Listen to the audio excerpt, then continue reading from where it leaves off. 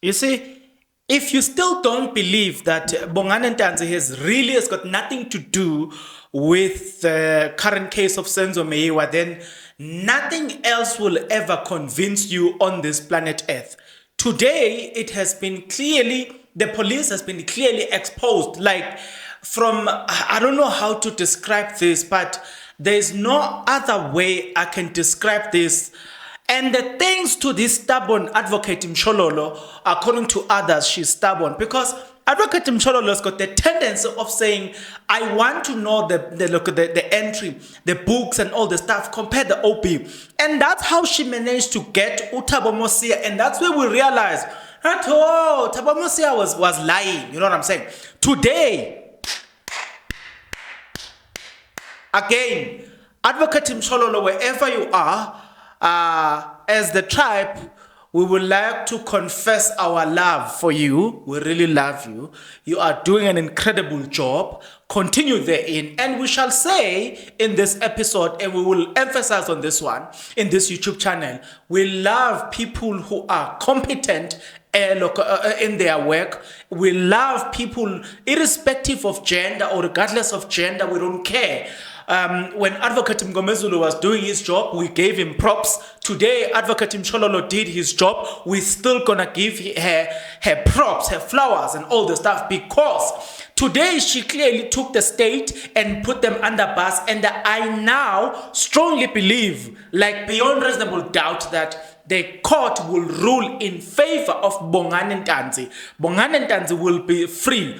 Not long from now, Bongani Ntanzi will be free. You know, guys, today we will learn few days from now, there's going to be some incredible and exciting news when we get the judgment. And the judgment, I can tell you this judgment is going to be in favor of Bongani Ntanzi. I'm so excited today to take you into this journey. That's why you hear me. I'm in spirit, but before I take you through this journey, are you interested to walk this journey with me? If you are, then please stick around. As you stick around, there are just few things that I'm requesting from you guys, and those things are: number 1, you need to subscribe. Number 2, like the video. Number 3, comment in the comment section below. Number 4, watch the ads. Number 5, good people, you need to you need to watch this video until the end. Share this video with guys. I'm so excited. Advocate Ramasepede, I don't want to even finish that one. Advocate Ramasepede then decided that, you know what, I'm going to have to take this Colonel Rapado, because really, Colonel Rapado, he really needs to be exposed. And guess what? Mshololo, will you agree when accused number 2 was detained under case number 163 Nongoma and not this one? Ntanzi was arrested on the 16th of June 2020. Rapado says yes. Okay, and then look, hey, this woman, ha. Mshololo, so look, Lieutenant Colonel, agree with me that accused number 2 was detained. He was detained under case 163 in Nongoma. Hey, I agree, my lord. Mshololo, Ntanzi was booked out on the 17th of June 2020 by Sejan Mohan and brought back. He was out for hours. Right, Mshololo, accused number 2, Bongani Ntanzi's name is not there on the 17th of June 2020, which means he was not taken to court. Rapao, that's correct. Right. Hey guys, there are people that are going to court, and these people know that they need to take Bongani Ntanzi to court. They are not doing it. Hey. Mshololo, Ntanzi was booked out for a whole day and brought back on the morning for the confession. Hey guys, guys, come on, guys, come on. Now it's clear.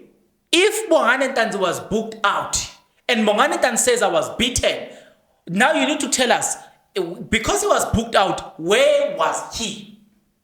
I need to know that. Some of you have been skeptical about this, but for the last time, this is the video that you need to know, and for sure, that Bongani Ntanzi has nothing to do with the case of Senzo Meyiwa. Look at the inconsistency within the South African Police Service. Look at this now. He was booked out and booked in the next day. Where was he? I want to know, where was he? What was he doing? Was he not beaten? Guys, come on. We're not children here. Right, let's continue. Ntanzi was booked out again by Sergeant Mokhane on the 18th of June 2020. Mshololo, that is the day before you took a statement from Ntanzi. You know what it means? It means that Ntanzi was really beaten. According to the entrance, on the 18th of June 2020, Ntanzi was booked out on the air local at about 8:15 by Sergeant Mokhane on the Nongoma case, booked back on the 19th of June at about 2:30 p.m. It's 2:30. Over 18 hours later.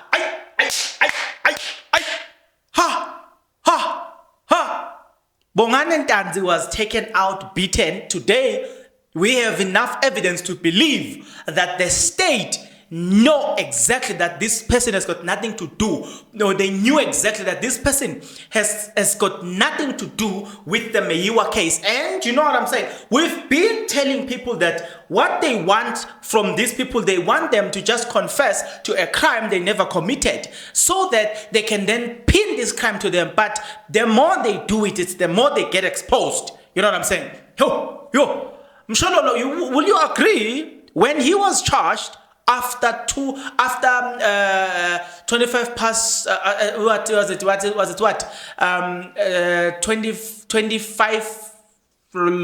25 minutes, look, it was what, 25 minutes to 3 a.m.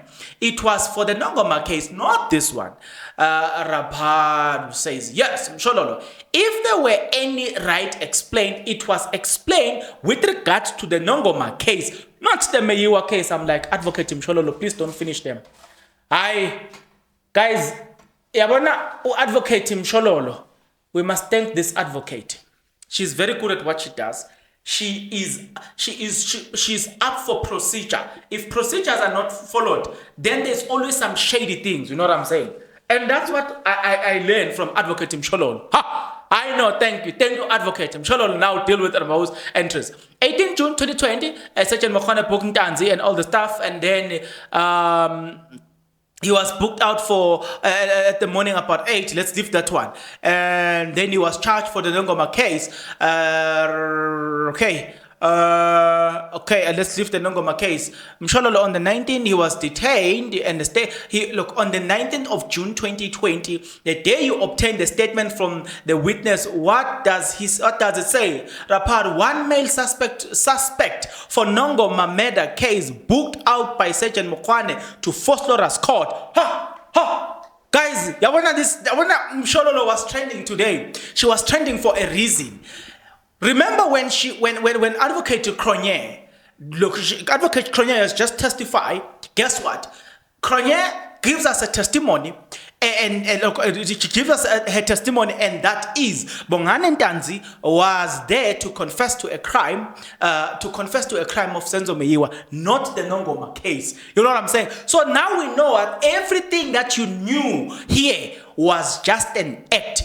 These people were intentionally inflicting pain on people they knew that they had nothing to do with the Meyiwa case. Now we know, you know what I'm saying? He was booked to Fosloras for what? For the Nongoma case. But when he gets to Fosloras, then he gets to do what? He gets to be told you are admitting the crime of Senzo Meyiwa. Now let me ask you this question: does that not put Magistrate Cronje's reputation under threat? You know what I'm saying? As a magistrate, how do you trust the magistrate who, according to the entry here, the suspect was booked out for Nongoma case, but he gets into the magistrate, he confessed to a different case. Guys, how do you even trust that magistrate to begin with? You know, now everybody that is within this process here, I don't trust any single one. Everyone that is involved, from the person I don't trust the Metro Police that transported him. I don't trust anybody. It appears like they knew exactly what they were doing. Look what is going on now. Look what is going on, right? They even read it. That one male suspect one male suspect for Nongoma murder case booked out by Sergeant Mokwane to Fort Lora's court after relying on the entry. Hey, Advocate Mshololo goes, yo, my daughter, Advocate Mshololo bafethu. Ha, ha, ha, ha, ha. So, if the accused was assaulted, he should have told him when he was brought to him by Constable Jonathan by the Morocco police station. Guys, that's why Advocate Mshololo asked this question. But how, guys, you can't. You can't. I was like, Advocate Mshololo, I'm with you here. You can't be assaulted by, maybe 3 police officers and you still have to report a police officer. I'm telling you, I have that experience where, I was driving that day around Chibrikan. So I'm busy driving that side. Then I get into that stop sign. Before I approach the stop sign, it's 2 ways. The taxis had 3 of the taxis had occupied the left-hand side.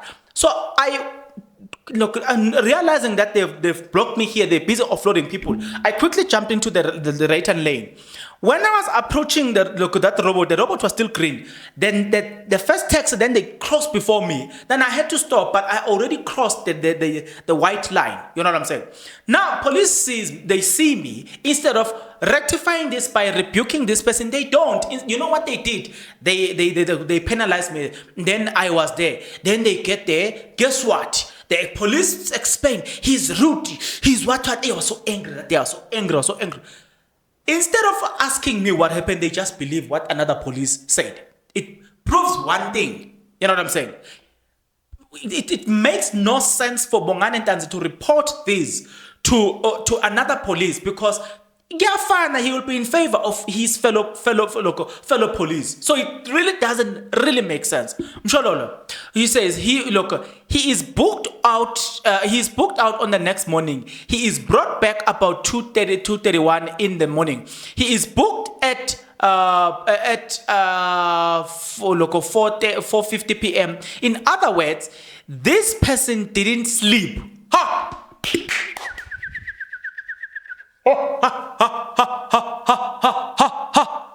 You know what is going to happen here?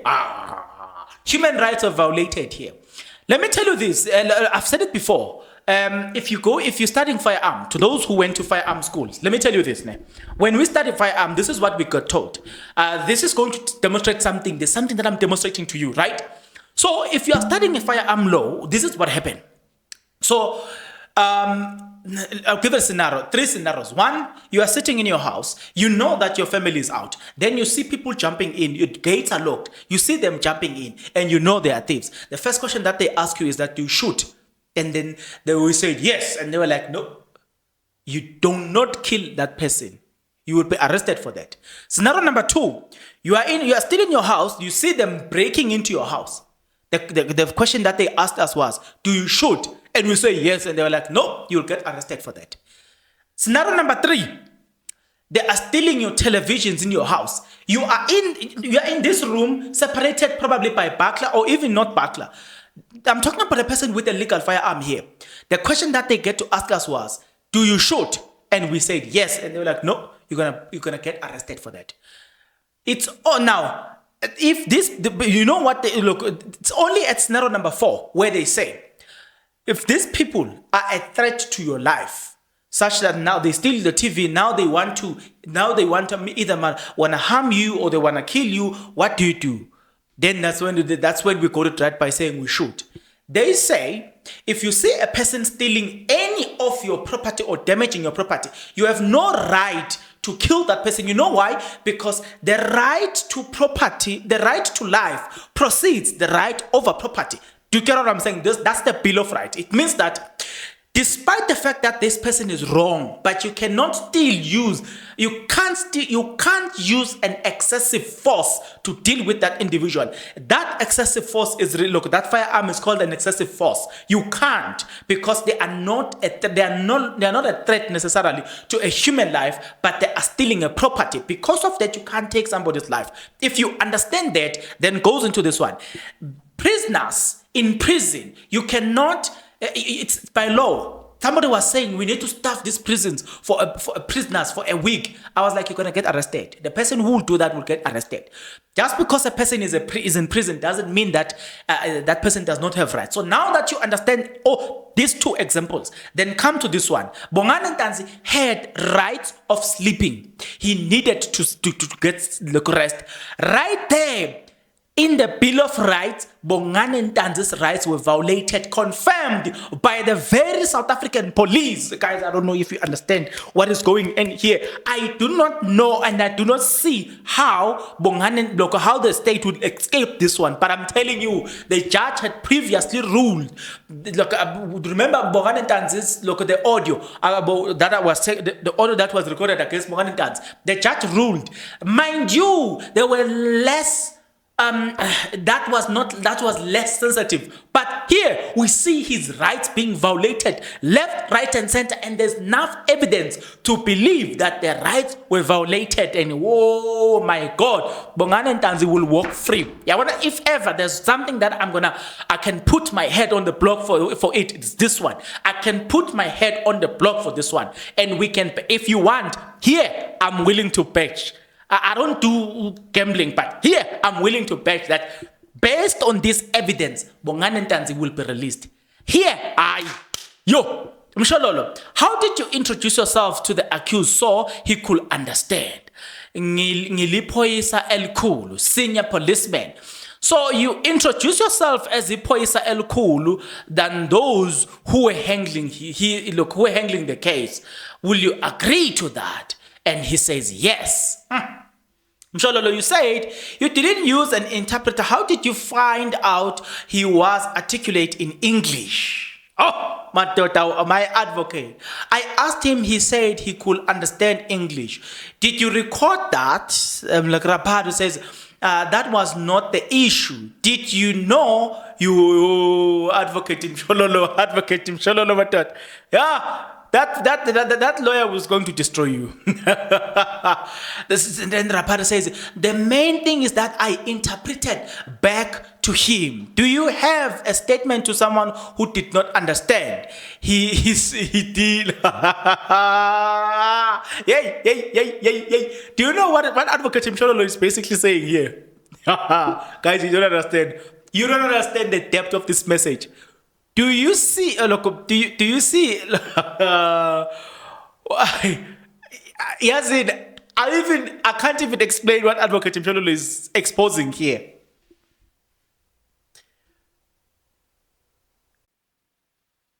Follow me, guys, follow me. Do you see? You gave a statement to someone who did not understand.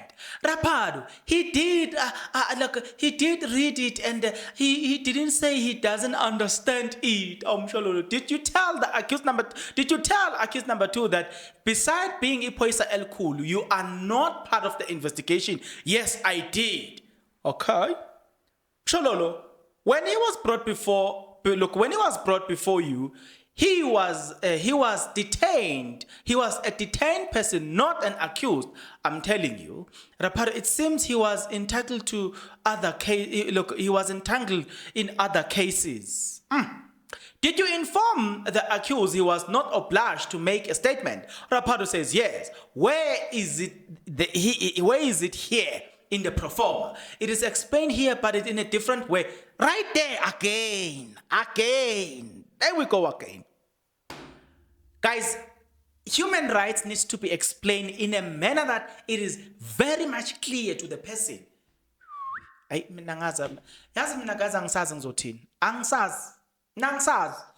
we've been saying as the tribe that there's something wrong here. We've been standing on those grounds that these people, yes, they might have committed crimes, but for the Mayiwa case, no. Now, people are proving us right. But let's continue. When you brought to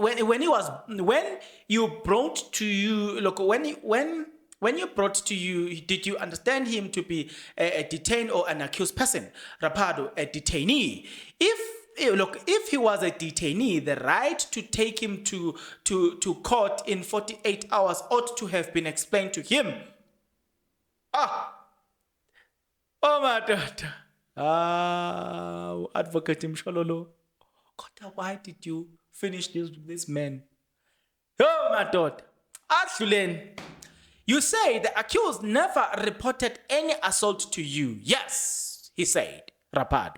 Do you think the accused will have reported any assault to someone who introduced himself as Ipoisa El Kulu? Rapado, I did not say it as a threat. But I think too less. I think too less, guys. But oh my God. Oh my God. Let me see what the judge says. The judge said, did you get any report from the IPIT regarding the assault of Ntanzi? Rapado, there was nothing recorded. I do not know any information about that. There was nothing reported, so I don't know any information regarding that, the IP. Okay, to those that don't understand, IP, their primary role is to investigate police, and they arrest them. Shame, yo. When you see them, when you see the IP arresting police, you even feel for police. So hey. Yeah, what was the docket reported according to assaulted GBH? Because he, according to Mr. Mgomezulu, he was assaulted and tortured. Was there any charge of an attempt to murder case open? Rapado says no. Mgomezulu asked to be given a chance to cross-examine this man. Mgomezulu, will you be wrong? Will I be wrong to say that what a peace officer is appointed by the justice minister, Rapado, it is impossible because they are interlinked, right? Right.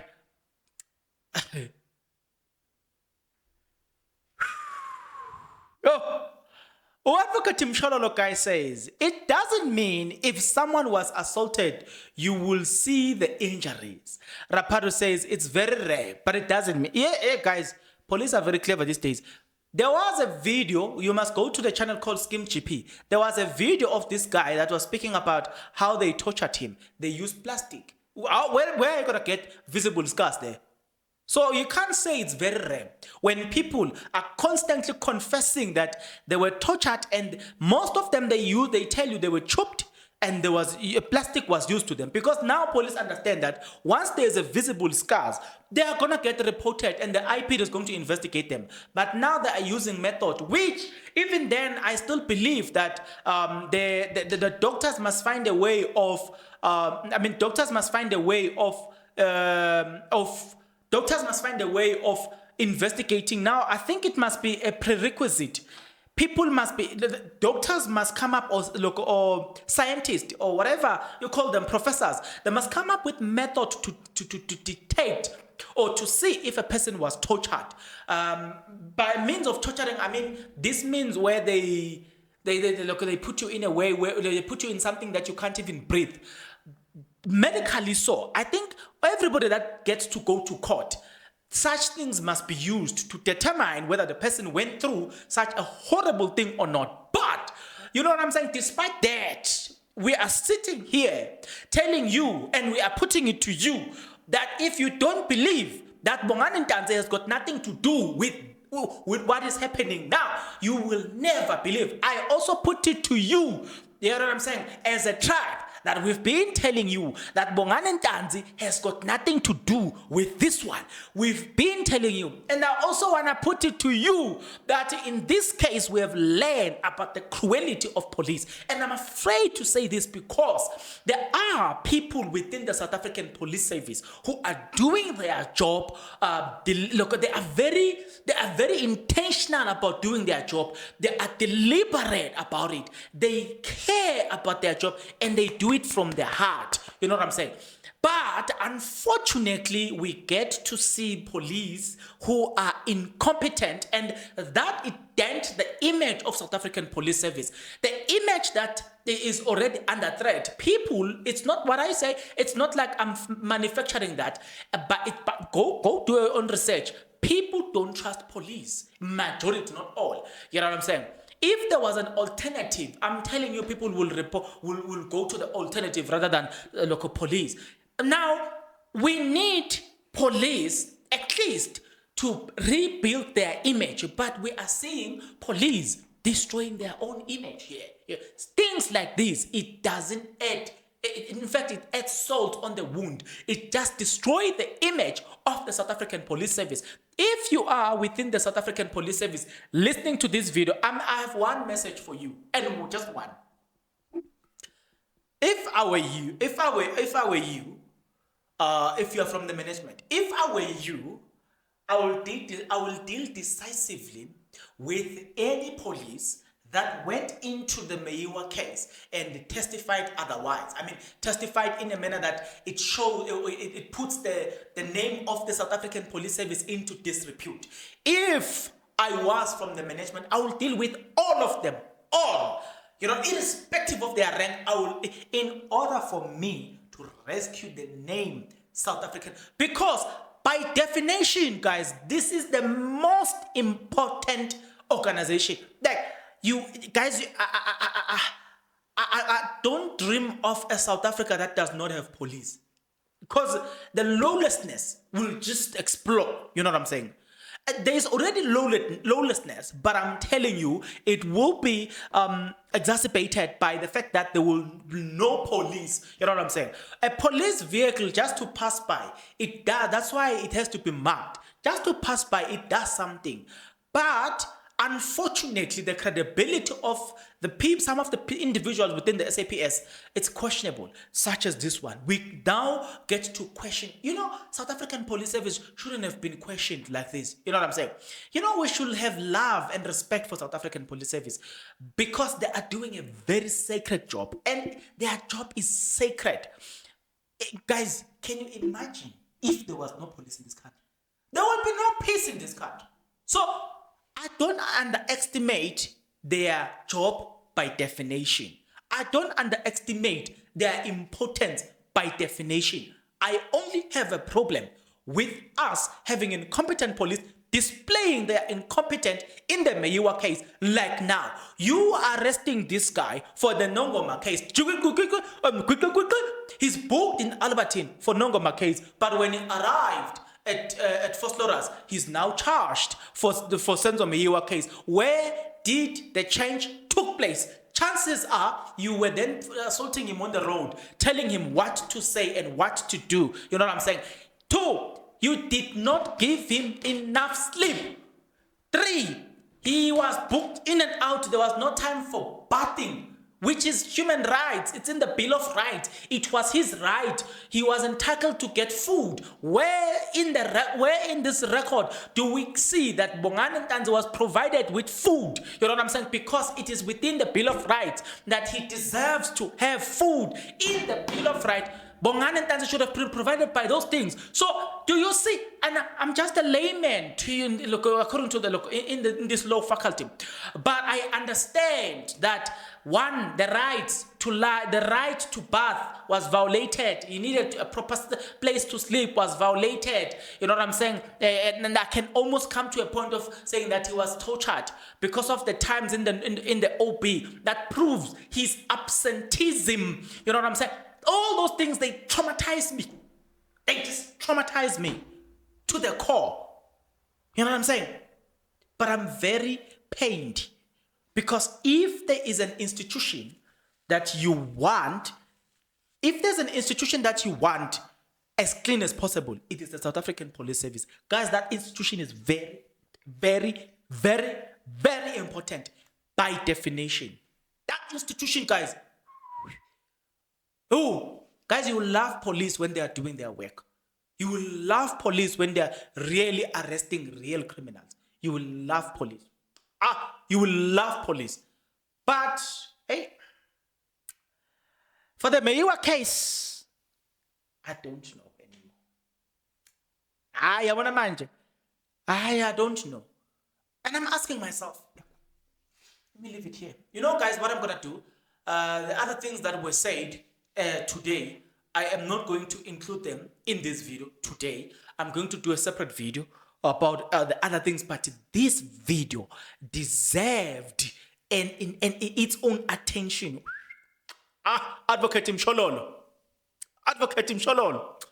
I Advocate Mshololo, if I was like this, Advocate Mshololo, if I was like this, I will simply say, I Advocate Mshololo. I that has stubbornness, always wanting to know. Show me the proof. Now we did this now. Where is the proof? Has stubbornness to procedure, has stubbornness to say, show me the OP book. I want to see it in the OP book. Show me the pocket book. I want to see it in the pocket book. Today, it bears fruit. I'm so excited today. My thought.